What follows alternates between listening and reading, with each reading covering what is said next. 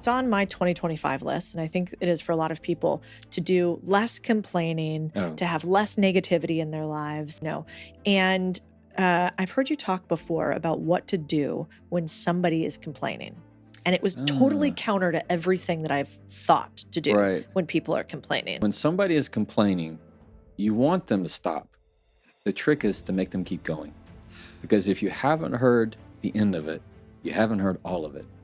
Meaning that there's a source of it that they haven't told you. You're only hearing the symptoms of it. So when somebody is complaining to you, it's what I like to say is, what else? There's one phrase that I like to use is, what else? Because they will find something else, but then they kind of run out of steam. And then you transfer it. Once you feel like they're out of steam, because you gotta let them out. You have to let them get it all out, or they're not going to listen to you, period. And so as soon as they get it all out, it's this idea of, what do you think we should do?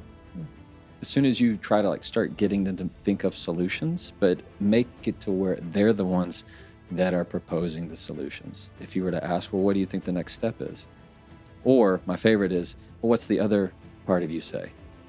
What's the other part of you say? Because we all have two different parts. There's a part who believes in it and the part who wants to complain. The part who wants to be positive and the part that wants to be negative. And so what you're just hearing is the negative part. And when they kind of get it all out, and then once you feel like they're at a good pausing position, you say, well, what's the other part of you say? And they'll go, well, I mean, he probably didn't do that on purpose. I mean, and if I were him, and then all of a sudden the dynamic changes because you heard the negative, the positive's still there.